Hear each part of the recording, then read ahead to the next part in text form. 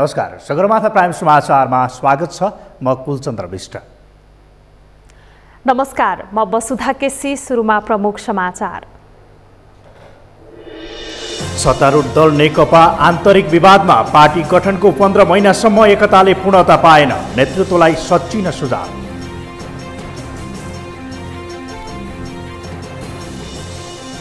रोजगारदाताको असहयोगले सामाजिक सुरक्षा कार्यक्रम प्रभावकारी हुन नसकेको मन्त्री विष्टको गुनासो। असहयोगी रोजगारदाताको नाम सार्वजनिक गर्ने चेतावनी। चाडबाड सुरु भएपछि सरकारी निकाय बजार अनुगमनको रणनीति बनाउन केन्द्रित। नयाँ ऐन आए पनि अनुगमनको प्रवृत्ति पुरानै। अमेरिकी राष्ट्रपति डोनाल्ड ट्रम्प र बेलायती प्रधानमन्त्री बोरिस जोन्सन बीच भेटवार्ता। दुई देशबीच ठूलो व्यापार सम्झौता हुने। र स्पेनिस ला लिगामा आज बार्सिलोना र रियल बेटिस भिड्दै खेल राति पाउने 1 बजे सुरु हुने।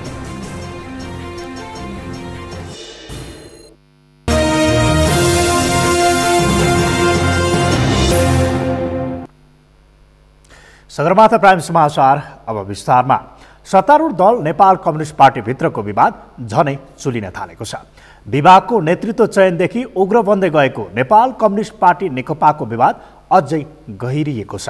स्कुल विभाग प्रमुख ईश्वर पोखरेलले तामझामका साथ एकपक्षीय रूपमा पदभार गरेको भन्दै नेकपाभित्र थप असन्तुष्टि देखिएको छ। श्रीकृष्ण सुवेदीको रिपोर्ट। नेपाल कम्युनिस्ट पार्टी नेकपा भित्रको विवाद थप बढेको छ। लामो विवाद र बहसपछि बल्ल बल्ल टुङ्गिएको स्कुल विभाग प्रमुख ईश्वर पोखरेलले पूर्व माओवादी पक्षबाट उपप्रमुख देवेन्द्र पौडेल बाहेक अन्यको सहभागिता बिना नै तामझामका साथ पदभार लिएपछि विवाद थप गहिरिएको हो। यसलाई स्कुल विभागकै सहसंयोजकले पनि राम्रो सन्देश नगएको भन्दै नेतृत्व नै सच्चिनुपर्ने बताउँछन्। त्यसो नगरे पनि हुने हो, सादा सामान्य गर्ने। अब विभागहरू अहिले पूर्णता पनि पाएका छैनन्। विभागहरूलाई पूर्णता दिएर बैठकको रूपमा आयोजना गरे पनि भइहाल्थ्यो।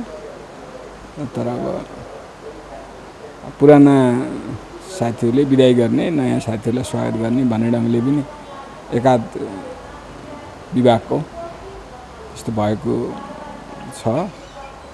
अब यो नगर्दा पनि हुन्थ्यो जस्तो लाग्छ मलाई। दुवै पक्ष हुनुपर्थ्यो, पूर्व पनि वर्तमान पनि दुवै पक्ष भएर गरे भए राम्रो हुन्थ्यो। नेकपा गठन भएको 15 महिनासम्म पनि पार्टी एकताले पूर्णता पाएको छैन। पछिल्लो समय केन्द्रीय विभाग, जनवर्गीय संगठन र विशेष कमिटीको नेतृत्वका साथै वरियता सम्बन्धी विवादले शीर्ष नेतालाई नै आमन्ने सामान्य बनायो, जसको प्रत्यक्ष असर नेकपाको तल्लो तहसम्म पुगेको छ। यस खालको क्रियाकलापलाई शीर्ष नेताले नै अनुचित कार्य र व्यवहारको रूपमा लिएका छन्। कम्युनिस्ट नेता नै राजा महाराजा जस्ता हुँदै गएपछि राजा महाराजाका विरुद्ध लडेका जनताहरू कम्युनिस्ट पनि राजा महाराजा जस्ता देखिएपछि यिनलाई पनि लहेट्नुपर्छ। यो विडम्बना हामीले देखियो इतिहासमा। अब हामी कहाँ पनि यसो हेर्दा लक्षण चाहिँ पुरा भन्नुभयो, सिम्टमहरू कता कता त्यस्तै देखिने। नेकपा अध्यक्ष समेत रहेका प्रधानमन्त्री केपी शर्मा ओली स्वास्थ्य उपचारको लागि सिङ्गापुरमा छन्।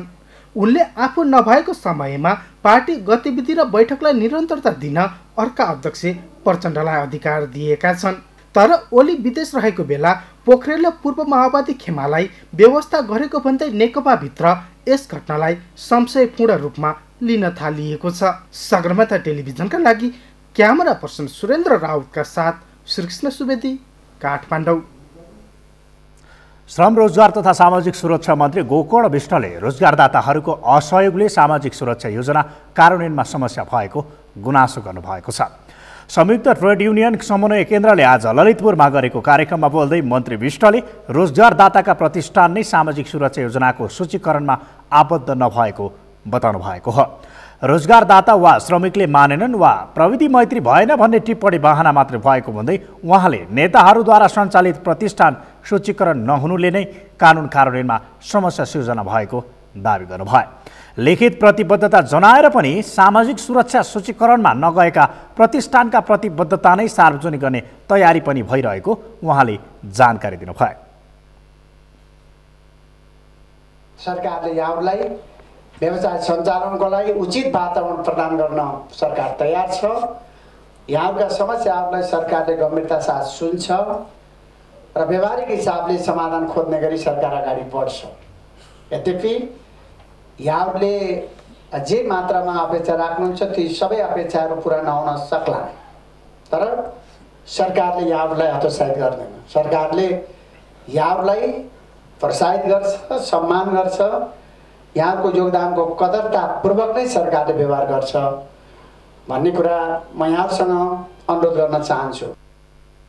सरकारले औद्योगिक क्षेत्रहरूमा कर्मचारी नै परिचालन गरी सबैको सामाजिक सुरक्षा योजनामा सूचीकरण गर्ने काम गरिने उहाँले बताउनुभयो। ऐन बनेको 1 वर्षसम्म पनि श्रमिकहरूले सामाजिक सुरक्षा योजनाबारे जानकार नरहेको भन्दै उहाँले योजनाका फाइदाबारे जानकारी गराउनु पर्ने आवश्यकता औल्याउनु भयो।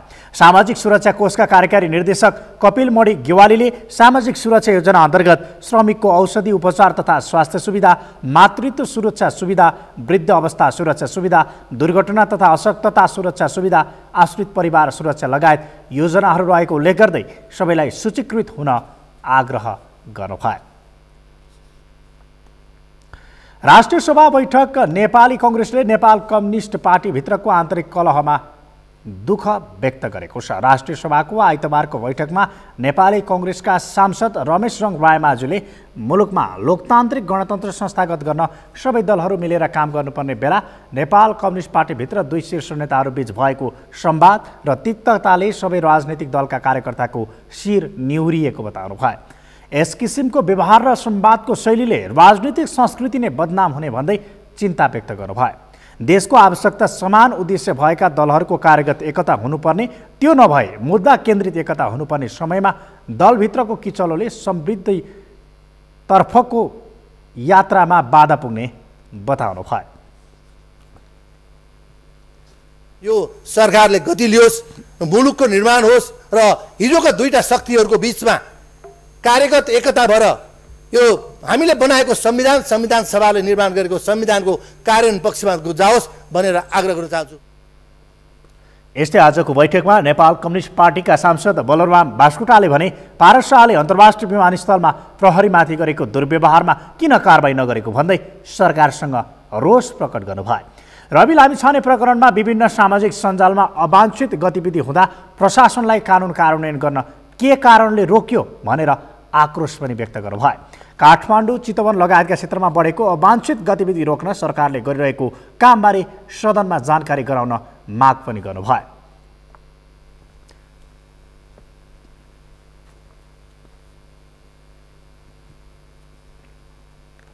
त्यसपछि हामी एक भएर जाने एउटा परिवेशहरू सृजना भएको छ। त्यसकारण म सम्मानित सदन समक्ष देशभित्र भइरहेका यी अवांछित गतिविधिको सन्दर्भमा तुरन्त जानकारी को माग गर्दछु सम्माननीय अध्यक्षज्यूमा। विशेष समयमा बोल्ने अन्य वक्ताहरूले देशको समसामयिक विषयमा सरकारको ध्यानाकर्षण गराउनु भएको थियो।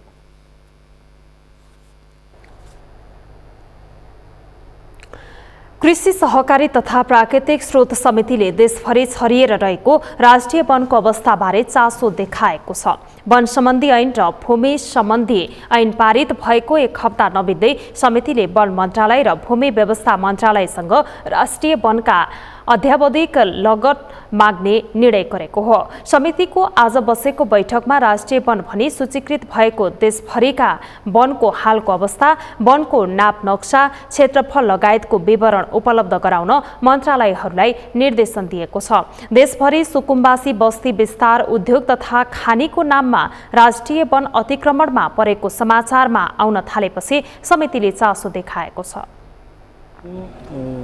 नाप नक्सा, सीमाङ्कनको यथार्थ विवरण खुल्ने गरी वन क्षेत्रभित्रको रुख बुट्यानहरूले ओगटेको जग्गाको अलग अलग विवरण तयार गरी र लागतमा वन क्षेत्र जनिएको भए तापनि अतिक्रमित भएका जग्गाहरूको विवरण सङ्कलन गरी 6 महिनाभित्र समितिलाई उपलब्ध गराउन नेपाल सरकार वन मन्त्रालयलाई निर्देशन दिने निर्णय भएको छ। यस्तै समितिको आजको बैठकमा सांसदहरूले सरकारले रोकेको कित्ताकाट सम्बन्धी निर्णय पुनः विचार हुनुपर्ने माग गरेका छन्। सरकारले स्पष्ट रूपमा कित्ताकाट रोकेको भने पनि स्थानीय जनप्रतिनिधिको रोहबरमा भन्दै मालपोत कार्यालयहरूले कित्ताकाट गरिरहेका छन्। मालपोतको काम अपारदर्शी र जनताले समेत दुःख पाएको भन्दै सांसदहरू दलबहादुर राणा र सत्यनारायण खनालले कित्ताकाट रोक्न गरिएको निर्णय पुनर्विचार गर्न माग गर्नुभयो। यो मिलेको छैन, त्यसो भएको हुँदा यो विषयमा जनतालाई अप्ठ्यारो नपर्ने गरी त्यो काम खोल्नको लागि भन्नुपर्छ होला। त्यो त्यहाँ चाहिँ उहाँले आफ्नै तरिकाले जुन गरेको छ त्यसलाई चाहिँ रोकेर अब चाहिँ त्यसलाई चाहिँ बन्द नगर्ने हिसाबले खोलिदिनु नै पेस हुन्छ। त्यो त्यसको आधारमा खोलिदिनु पर्छ, किनभने अहिले कित्ताकाट त्यहाँ चाहिँ फेरि चलि पनि रहेको छ, उहाँले चलाइ पनि रहेको छ। अहिले स्थानीय तहले खेती योग्य जग्गा होइन भनेर सिफारिस गरेपछि सम्बन्धित मालपोत कार्यालयले जग्गाको कित्ताकाट गर्न सक्ने व्यवस्था भएको छ। भूमि व्यवस्था तथा गरिबी निवारण मन्त्री पद्मा अर्यालले तत्कालीन मन्त्री गोपाल दहितको पालामा कित्ताकाट नहुने सम्बन्धी निर्णयलाई शर्तसहित केही खुकुलो बनाएकी थिइन्।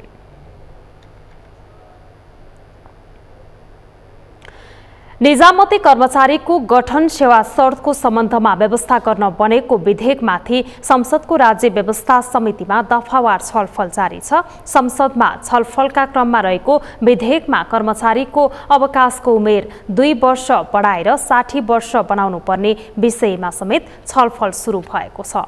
अमृतराज काफ्लेको रिपोर्ट। सरकारले संसदमा पेश गरेको निजामती कर्मचारीको गठन सेवा शर्तका सम्बन्धमा व्यवस्था गर्न बनेको विधेयकमाथि संसदकै राज्य व्यवस्था समितिमा छलफल जारी छ। आन्दोलनका नाममा सरकारी कर्मचारीले सामूहिक रूपमा आन्दोलन गरी राजीनामा दिए स्वीकृत गर्ने लगायतका व्यवस्था पारित गरेको समितिमा कर्मचारीको अवकाशको उमेर हद बढाउने विषयमा समेत छलफल सुरु भएको छ। अहिले कायम रहेको 58 वर्षीय समयावधिलाई बढाएर 60 वर्ष बनाउने विषयमा छलफल सुरु भए पनि के गर्ने भन्ने विषयमा सहमति हुन सकेको छैन। जसरी प्रदेश प्रहरी ऐनमा गर्यौं त्यसै गरेर मुख्य सचिवको अलगै व्यवस्था गरौं यही ऐनमा, र यसमा फेरि सचिवहरूको अलगै व्यवस्था गरौं, अलग तरिकाले लेखौं र मुख्य सचिव केन्द्रकै जाने कुरा हुन्छ। त्यसपछि प्रदेशको सचिव प्रदेश निजामती सेवाकै पद हुन्छ, तर त्यहाँ नबनेसम्म माथिबाट पठाउने कुरा नै ठिक छ। र त्यसो यदि हुन सकेन भने मलाई के लाग्छ भने प्रदेशको मन्त्री मुख्यमन्त्रीले नियुक्ति गर्ने, अनि त्यो मन्त्रीको सचिव फेरि यहाँ केन्द्रले प्रधानमन्त्रीले पठाइदिने, अनि यस्तो गरेपछि कसरी प्रदेशको आपसी समन्वय हुन्छ र अनि काम अगाडि बढ्छ। कर्मचारीले सामूहिक रूपमा राजीनामा दिए स्वीकृत गर्ने सत्तापक्षका सांसदहरूको सहमतिप्रति प्रमुख प्रतिपक्ष दल नेपाली काङ्ग्रेसले विरोध गरेको छ। कर्मचारीहरूको सामूहिक राजीनामाको परिकल्पना गरेर कानुन निर्माण गर्न आवश्यक नभएको काङ्ग्रेसको तर्क छ। मागपत्र समेत पेश गर्नका लागि आधिकारिक ट्रेड युनियनले मात्रै पाउने र फरक रूपमा फरक मतका साथ अरू ट्रेड युनियनहरूले निजामती युनियनहरूले प्रस्तुत हुन नपाउने विषय निरुत्साहित गर्ने मात्रै होइन, निषेध गर्ने र संविधानले दिएको अधिकारभन्दा बाहिर गएर आएको यो विधेयकको सन्दर्भमा हाम्रो प्रष्ट विमति छ। देशको अर्थतन्त्र र बेरोजगारीको अवस्था, दक्ष जनशक्तिको उपलब्धता, नागरिकको औसत आयुलाई नै मुख्य आधार मानेर कर्मचारीको अवकाश हुने उमेर निर्धारण गर्ने प्रचलन छ। शारीरिक रूपले असमर्थ कर्मचारीलाई आराम दिने, कार्यरत कर्मचारीको पदोन्नति लगायत वृत्ति विकासमा अवसर दिने र नयाँ जनशक्तिलाई प्रवेश दिनु अनिवार्य अवकाशको मुख्य उद्देश्य रहेको विज्ञहरूको भनाइ छ। सगरमाथा टेलिभिजनका लागि क्यामेरामा केशव तिमिल सिन्हाका साथमा अमृतराज काफ्ले, काठमाडौँ। अर्थमन्त्री डाक्टर युवराज खतिवडाले राजस्व चुहावट गर्ने व्यक्तिलाई कैद सजाय गर्ने व्यवस्थामा केही संशोधन हुन सक्ने बताउनु भएको छ। संसदको अर्थ समितिमा आज राजस्व चुहावट अनुसन्धान तथा नियन्त्रण पहिलो संशोधन विधेयक 2075 माथिको छलफलका क्रममा उहाँले जेल सजायले मात्र राजस्व चुहावट नियन्त्रणमा नआउने भएकोले प्रस्ताव गरिएको विधेयकमा केही संशोधन आवश्यक रहेको औल्याउनु भएको हो। 1 करोड रुपैयाँसम्म राजस्व चुहावट गर्नेलाई 6 महिना, सोभन्दा माथिलाई 1 वर्ष र 5 करोड रुपैयाँ भन्दा माथि चुहावट गर्नेलाई 3 वर्षसम्म कैद र बिगो बराबरको जरिवानाको व्यवस्था व्यवस्था गर्नुपर्ने उहाँको धारणा छ। यसका लागि सरकारका तर्फबाट संशोधन गर्ने उहाँले बताउनुभयो। विधेयकमा 50 लाख रुपैयाँसम्मको बिगोमा 6 महिनासम्म कैद, 50 लाख रुपैयाँदेखि 1 करोड रुपैयाँसम्मको बिगोमा 6 महिनादेखि 1 वर्षसम्म कैद, 1 करोड रुपैयाँदेखि 3 करोड रुपैयाँसम्मको बिगोमा 1 वर्षदेखि 3 वर्षसम्म कैद, 3 करोड रुपैयाँदेखि माथि जतिसुकै बिगो भए पनि 3 वर्षदेखि 5 वर्षसम्म कैद हुने प्रस्ताव गरिएको छ।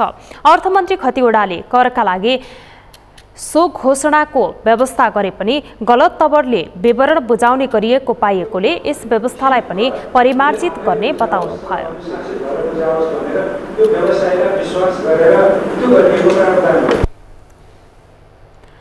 बैठकमा पूर्व अर्थमन्त्री ज्ञानेन्द्र बहादुर कार्कीले राजस्व चुहावट सम्बन्धीको विधेयक हरेक वर्ष संशोधन गर्दै लैजानुपर्ने बताउनुभयो। सांसद रामकुमारी झाँक्रीले विभिन्न कारणले राजस्व छलेको दोषीहरू धेरै उम्किने गरेको बताउँदै जेल सजायसँगै जरिवानामा रकम पनि निर्धारण गर्नुपर्ने धारणा राख्नुभयो। सरकारले राजस्व अनुसन्धान विभागलाई थप शक्तिशाली बनाउने गरी उक्त विधेयक ल्याएको थियो। प्रतिनिधि सभाको विकास समितिका सदस्यहरूले शहरी विकास मन्त्रालयको काम कारबाहीप्रति असन्तुष्टि जनाएका छन्। विकास समितिका सदस्यहरूले शहरी विकास मन्त्रालयले बनाउने भनेको नयाँ नमुना शहरको काम कारबाहीबारे जिज्ञासा समेत राखेका छन्। विकास समितिको आजको बैठकमा मध्य पहाडी लोकमार्ग र हुलाकी राजमार्ग आसपास 18वटा शहर उन्मुख गाउँहरूलाई नयाँ व्यवस्थित शहर बनाउने सरकारको योजना अनुरूपका कामबारे जिज्ञासा राखेका छन्। निर्माण गर्ने प्लान के छ? किनकि हामी यो डिपिआर बनाइरहेका छौँ। डिपिआरलाई कार्यवाही गर्ने अहिले सरकार र मन्त्रालयको तयारी के छ? बजेट विनियोजन हेर्दा थोरै देखिन्छ। बहुवर्षीय प्रावधान अहिले जटिलता सुन्दछु के छ भन्ने ध्यान चाहन्छु। एउटा मध्य पहाडी राजमार्गबाट सुरु गरेका यी 10वटा सहरहरूको अहिलेसम्म हाम्रो ल्यान्ड पुलिङको अवस्था कहाँ पुग्यो यी सहरहरूमा? अब पछि निर्णय गरेका सहरहरूमा त अब भर्खरै प्रारम्भिक अध्ययनको काम हुँदैछ भन्ने कुरो जानकारी भयो। तर यी सहरहरूको ल्यान्ड पुलिङको काम कहाँ पुग्यो? हामीले डिपिआर के गर्यौँ? र अहिलेसम्मको स्थिति हेर्दाखेरि चाहिँ हाम्रो प्रोग्रेस अत्यन्तै न्यून देखिन्छ।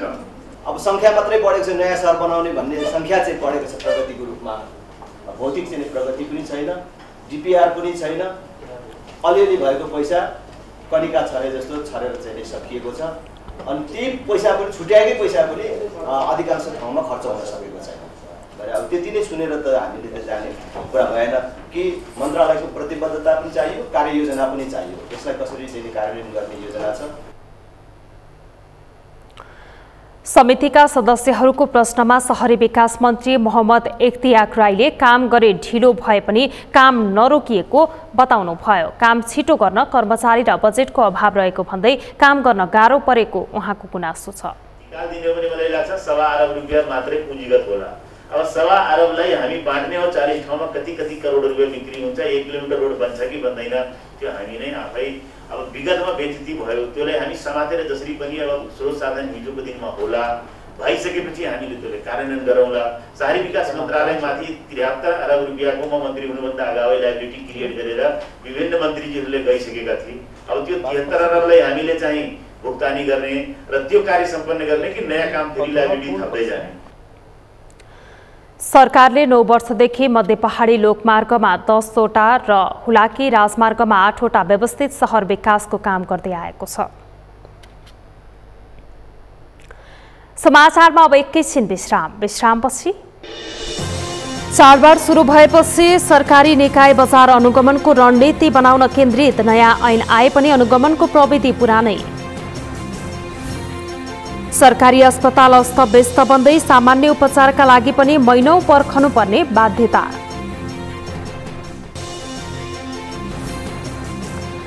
र लामखुट्टेको टोकाइबाट लाग्ने डेङ्गुको प्रकोप बढ्यो, राजधानीमा पनि संक्रमण फैलियो।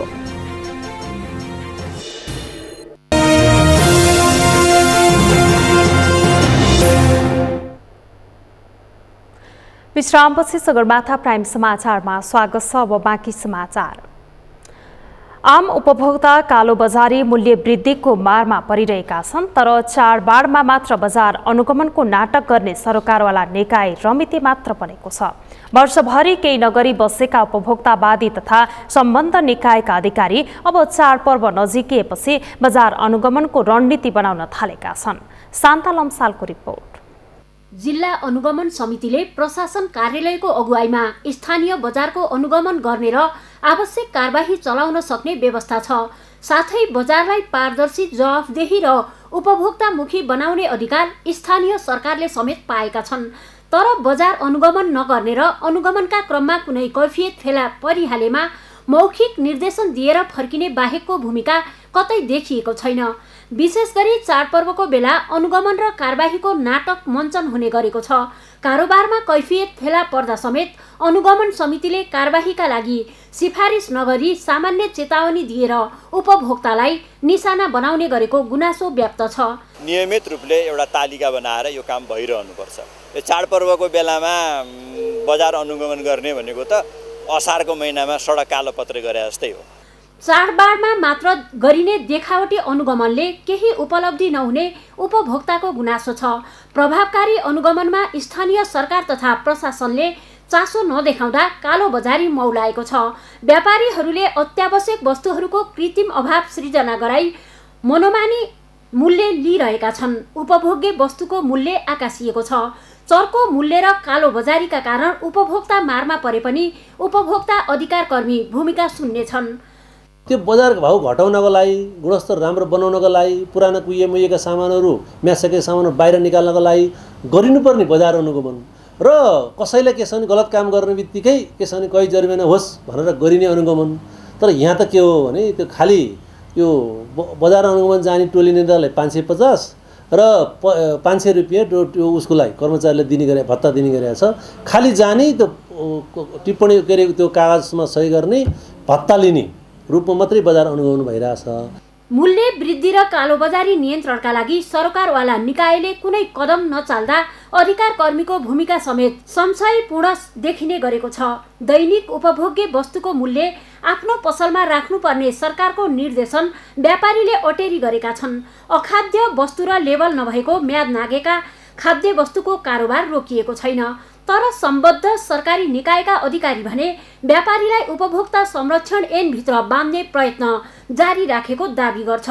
यो विभागले चाहिँ कानुनको परिधिभित्र रहेर नेपाल सरकारले दिएको निर्देशन र कानुन बमोजिम नै हामीले आफ्नो काम कारबाहीहरू गर्छौँ। हामी कहीँ कतैबाट त्यस्ता खालका प्रभावित भएर अनुगमन गर्ने खालका हाम्रो गतिविधिहरू हुँदैनन् र व्यापार व्यवसाय गर्दाखेरि हैन हाम्रो कानुनले तोकेको परिधिभित्र बाहिर रहेर व्यापार व्यवसाय गरेको हकमा चाहिँ कानुन बमोजिम नै हामी कारबाही गर्छौँ। वर्षैभरि साधन स्रोतलाई देखाएर अनुगमनमा प्रभाव देखाउन नसक्ने विभाग अहिले चाडपर्वको सङ्घारमा भने केही उपभोक्तावादी सङ्घ संस्थाका साथमा बजार अनुगमनमा देखिन थालेको छ। चाडपर्वका बेला थुप्रै उद्योग तथा पसलमा सिल लगाउने गरेको छ। तर सिल लगाएपछि कहाँ कसलाई के कारबाही भयो भन्ने विवरण कहिल्यै सार्वजनिक हुँदैन र सरकारी लाहाछाप लगाएको सिल एकाएक हटेर पुनः कारोबार हुने गरेको छ।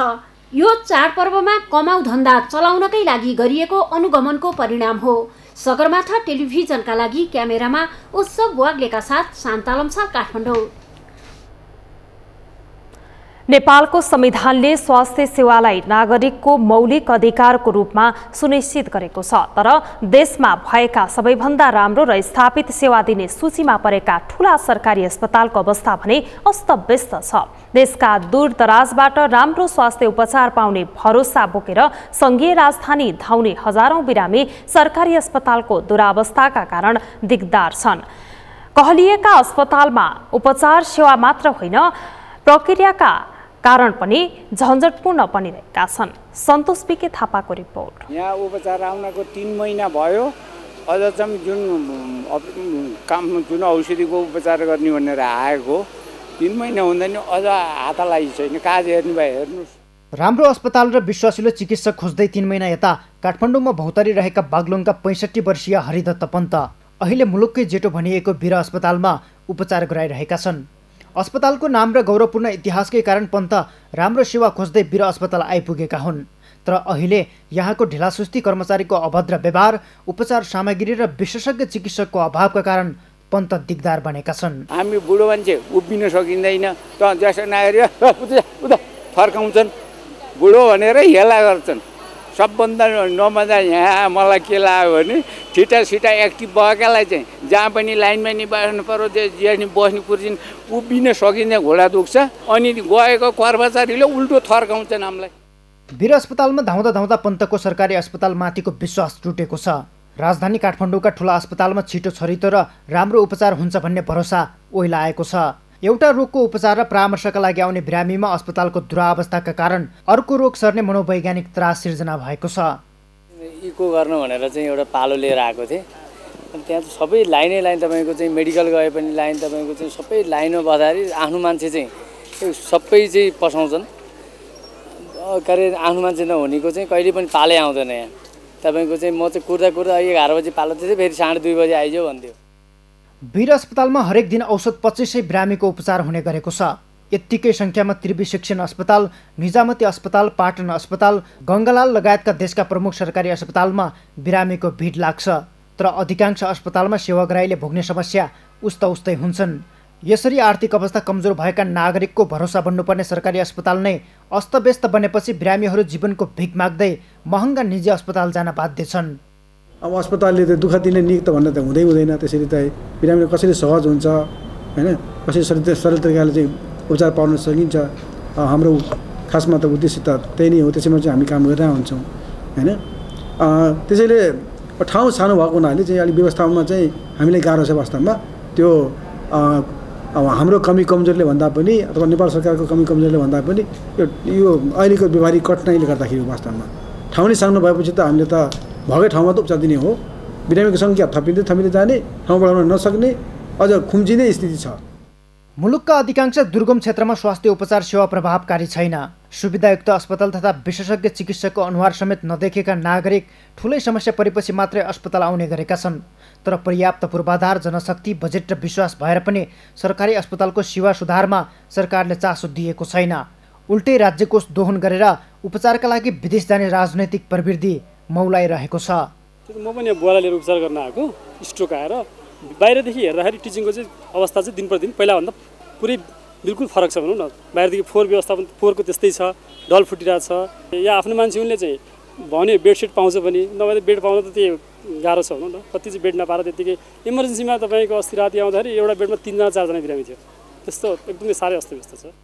उचित स्वास्थ्य सेवा पाउनु प्रत्येक नागरिकको मौलिक हक हो, जुन हक सुनिश्चित गर्नु राज्यको दायित्व हो। तर राज्यले आफ्नो दायित्व पुरा नगर्दा मामुली उपचार नपाएर नागरिक मर्ने तथा निशुल्क वितरण गर्ने भनिएको औषधि खुलेआम बिक्री हुने गरेको छ। यसमा सरकार जिम्मेवार बन्न जरुरी छ। सगरमाथा टेलिभिजनका लागि क्यामेरामा केशव तिमिल सेना र अजय हाकुजुका साथमा सन्तोष भिके थापा, काठमाडौँ। संविधानले व्यवस्था गरेको निशुल्क आधारभूत स्वास्थ्य सेवाबाट महिलाहरू वञ्चित रहेको भन्दै सरोकारवालाहरूले चिन्ता व्यक्त गरेका छन्। महिला कानुन तथा विकास मञ्चले आज काठमाडौँमा आयोजना गरेको सञ्चारकर्मीहरूसँगको अन्तर्क्रियामा उनीहरूले आधारभूत स्वास्थ्य सेवाबाट महिलाहरूलाई वञ्चित नगर्न सरकारको ध्यानाकर्षण समेत गरे। मञ्चका कार्यकारी निर्देशक एवं अधिवक्ता सबिन श्रेष्ठले गर्भवती सुत्केरी सेवा तथा परिवार नियोजनलाई आधारभूत र निशुल्क रूपमा संविधानले व्यवस्था गरे पनि लागू नभएको बताउनुभयो।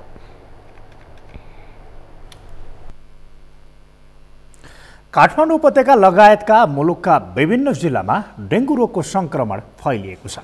सुरुमा सुनसरी र धरानमा महामारीको रूप लिएको डेङ्गुका बिरामी बढेपछि राजधानी बाहिरका धेरै अस्पताल भरिएका छन् र काठमाडौँको अस्पतालमा समेत डेङ्गु संक्रमितको संख्या बढेको छ। शान्तालम सालको रिपोर्ट। सन् 2003 मा पहिलो पटक वर्षायाममा चितवनमा डेङ्गु संक्रमित बिरामी भेटिएका थिए। तर रोगको गम्भीरता बुझ्दा नबुझ्दै 2010 मा यही रोगका कारण 10 जनाको ज्यान गयो। त्यसपछि सरकारले निरन्तर डेङ्गु रोग रोकथाम सम्बन्धित विभिन्न जनचेतनामूलक कार्यक्रम चलाउँदै आएको छ। तर रोगको संक्रमण नियन्त्रण बाहिर जाने त्रास बढेको छ। अहिले कास्की, मकवानपुर, सुनसरी, धरान हुँदै उपत्यकाका 3 जिल्लाबाट समेत बिरामी आउन थालेपछि रोग प्रभावित जिल्लामा विशेष अभियान चलाइएको सरकारको दाबी छ। अहिले देशभरि महामारीको रूपमा फैलिएको डेङ्गुकै कारण कति बिरामीको ज्यान गयो भन्ने तथ्याङ्क सरकारसँग नै छैन। 4 प्रकारको यो भाइरस हुन्छ अनि एउटा भाइरसले सुरुमा आक्रमण गर्दाखेरि सामान्य तरिका रुगाखोकी, सामान्य टाउको अलिअलि दुख्ने, हल्का 2 दिन रुगा लाग्ने मात्रै पनि हुनसक्छ। त्यसकारण जब अनि दोस्रोचोटि अर्कोले आक्रमण गर्छ अनि कडा हुँदै जान्छ। दोस्रो तेस्रो चोटि हुँदाखेरि मान्छेको मृत्यु हुने सम्भावना हुन्छ। ज्वरो आउने, टाउको दुख्ने, खान मन नलाग्ने, बान्ता हुने जस्ता सामान्य लक्षण देखिएर स्वास्थ्य परीक्षणका लागि शुक्रराज ट्रपिकल तथा सरुवा रोग अस्पतालमा काठमाडौँ उपत्यकाकै बिरामीको चाप बढ्न थालेको छ। सरुवा रोग अस्पताल टेकुमा उपचारका लागि आउने दर्जनौं बिरामीमा डेङ्गुको संक्रमण पुष्टि भएपछि सर्वसाधारण समेत त्रसित छन्। लामखुट्टेको पहिला पनि औलो थियो नि, औलोको रोग उपचारको लागि गाउँमा जान्थे। अब त्यो औषधिहरू छर्किन्थे, सबै गर्थे, थिएन। अब अहिले पछि आएर हामीहरूको पनि धेरै कमजोरी छ। जस्तो हामीले पानी जम्ने खाल्टाहरू पुर्नु पर्ने, फोहोर मैला गर्न नहुने। चिकित्सकका अनुसार सामान्यतया छिर्के बिर्के देखिने संक्रमित लामखुट्टेले आफ्नो एक जीवन चक्रमा 100 देखि 200 सम्म अन्डा पार्दछ। यस्ता लामखुट्टे सफा र स्वच्छ पानीमा हुर्कने भएकाले यसतर्फ सचेत रहनुपर्ने चिकित्सकहरू बताउँछन्। आफ्नो वरपर पानी जम्ने खाल्डाखुल्डी नराख्न, लामो समयसम्म घरभित्र पानी नजमाउन चिकित्सकले सुझाव दिने गरेका छन्, जहाँ त्यस्ता लामखुट्टेले अन्डा पार्ने जोखिम हुन्छ। साँझ बिहान बाहिर ननिस्कने, झुल टाँगेर सुत्ने हैन। बच्चाबच्चीलाई तपाईँले दिउँसो सुताउनुहुन्छ भने झुलको प्रयोग गर्ने, घरको ढोकाहरूमा जाली हाल्ने, झ्यालहरूमा जाली हाल्ने, सफा पानी जमेको हैन। कन्टेनरहरू कुनै पनि छ, गमला छ अथवा टायर छ अथवा प्लास्टिकको फालेका प्लास्टिकका बोतलहरू छन्, प्लास्टिकहरू छन्, त्यसमा जमेको पानीमा यो लामखुट्टेको फुल चाहिँ विकसित भएर तपाईँको लामखुट्टेको वृद्धि विकास हुन्छ। ती लामखुट्टे बढ्ने ठाउँहरू जति पनि ती ठाउँहरूलाई हामीले हटाउन एकदमै जरुरी छ। स्वास्थ्य सेवा निर्देशनालयका अनुसार यो बीचमा पोखरामा डेङ्गुका 19 बिरामी भेटिएका छन्। स्याङ्जा र तनहुमा पनि डेङ्गु संक्रमित बिरामी भेटिएका छन्। उच्च ज्वरो आउने, जिउ दुख्ने, जोर्नी तथा हाड दुख्ने, आँखाको गेडी वरपर दुख्ने, वाकवाकी लाग्ने, बान्ता हुने, खान मन नलाग्ने, छालामा रगत जमेको दाग देखा पर्ने, नाक, गिजा वा शरीरका अन्य अङ्गबाट रगत बग्ने डेङ्गुको लक्षण हुन्। चिकित्सकका अनुसार यस्तो लक्षण देखिने बित्तिकै उपचारका लागि स्वास्थ्य संस्थामा गएमा सजिलै निको हुन्छ। सगरमाथा टेलिभिजनका लागि क्यामेरामा आर्यन खड्काका साथ शान्ता लम्साल, काठमाडौँ। यसै सन्दर्भमा आज हामीले सगरमाथा जनबोलीमा सर्वसाधारणलाई सोधेका थियौँ, डेङ्गुको संक्रमण नियन्त्रणका लागि के गर्नुपर्ला। हेरौँ सर्वसाधारणको प्रतिक्रिया उनीहरूकै शैलीमा।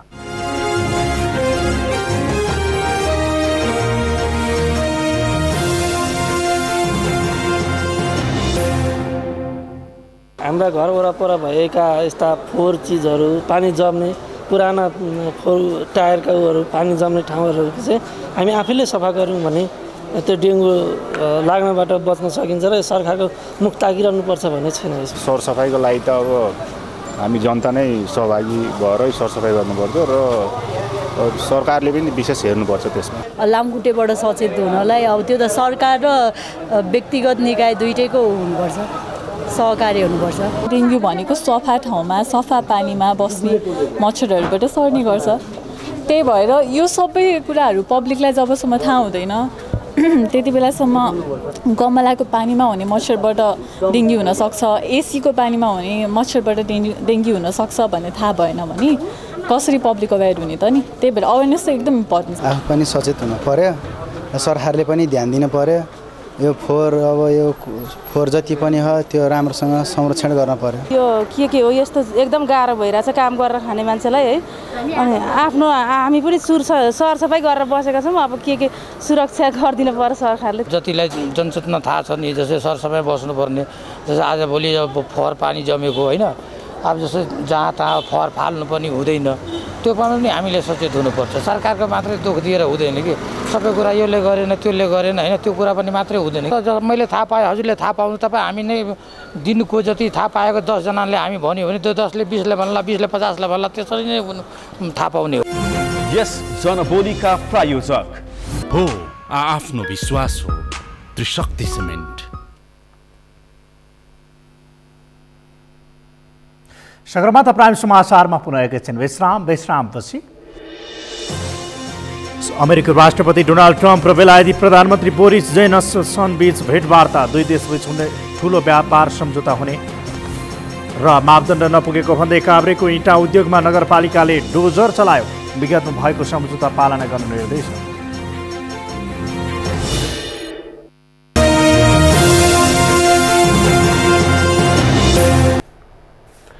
अब पालो अर्थ समाचारको। समाचारका प्रायोजक हो आफ्नो विश्वास हो त्रिशक्ति सिमेन्ट। व्यवसायीहरूले राजस्व चुहावट नियन्त्रणका लागि राजस्व सम्बन्धी संघीय ऐन अनुरूपका प्रदेश र स्थानीय तहका ऐन बनाउन सुझाव दिएका छन्। प्रतिनिधि सभा अन्तर्गतको अर्थ समितिको आज बसेको बैठकमा राजस्व चुहावट अनुसन्धान तथा नियन्त्रण पहिलो संशोधन विधेयक 2075 माथिको छलफलका क्रममा उद्योग व्यवसायीले यस्तो सुझाव दिएका हुन्। नेपाल उद्योग वाणिज्य महासंघको राजस्व समितिका सभापति अशोक कुमार तोदीले स्थानीय तहले पनि राजस्व संकलनको अधिकार पाएकाले संघीय ऐन अनुसार प्रदेश र स्थानीय तहमा पनि भन्सार ऐन, अन्तशुल्क ऐन, आयकर ऐन र मूल्य अभिवृद्धि ऐनहरू बनाउनु पर्ने बताउनु भयो।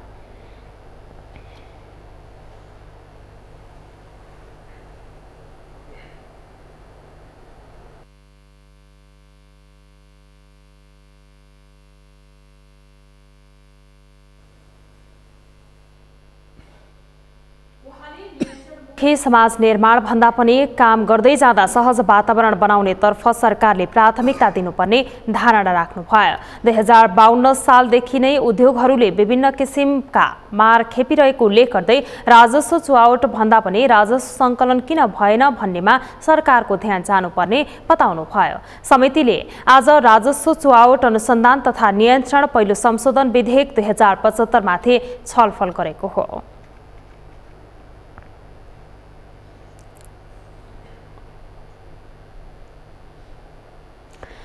काभ्रेको नवबुद्ध नगरपालिका वडा नम्बर 2 र 3 मा सञ्चालनमा रहेका इँटा उद्योगहरूमा नगरपालिकाले डोजर चलाएको छ। आवश्यक मापदण्ड नपुगेको भन्दै नगरपालिका र उद्योगीहरू बीच गत पुस 28 गते मापदण्ड पूरा गरी 6 महिनामा सञ्चालनमा ल्याउने सहमति जिल्ला समन्वय समितिको कार्यालय हलमा भएको थियो। यो सँगै हामी समाचारको अन्त्यमा छौं। अन्त्यमा प्रमुख समाचार पुनः एकपटक। सत्तारूढ दल नेकपा आन्तरिक विवादमा पार्टी गठनको 15 महिनासम्म एकताले पूर्णता पाएन, नेतृत्वलाई सच्चिन सुझाव। रोजगारदाताको असहयोगले सामाजिक सुरक्षा कार्यक्रम प्रभावकारी हुन नसकेको मन्त्री विष्टको गुनासो, असहयोगी रोजगारदाताको नाम सार्वजनिक गर्ने चेतावनी। चाडबाड सुरु भएपछि सरकारी निकाय बजार अनुगमनको रणनीति बनाउन केन्द्रित, नयाँ ऐन आए पनि अनुगमनको प्रवृत्ति पुरानो। अमेरिकी राष्ट्रपति डोनाल्ड ट्रम्प र बेलायती प्रधानमन्त्री बोरिस जोन्सन बीच भेटवार्ता। दुई देश बीच ठूलो व्यापार सम्झौता हुने। र स्पेनिस ला लिगामा आज बार्सिलोना र रियल बेटिस भिड्दै खेल राति 1:15 बजे सुरु।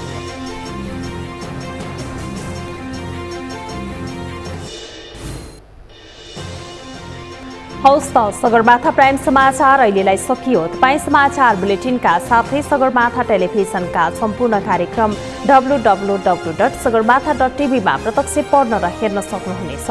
साथै युट्युबमा youtube.com/sagarmatha TV नेपालमा पनि हेर्न सक्नुहुनेछ।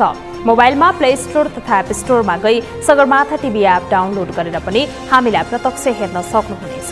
साथै तपाईँ हामीलाई फेसबुकमा facebook.com/stv नेपालमा फलो गर्न सक्नुहुनेछ। समाचारको शिखर नेपालको गौरव नेपालको पहिलो न्युज च्यानल सगरमाथा टेलिभिजन हेर्दै गर्नुहोला। नमस्कार।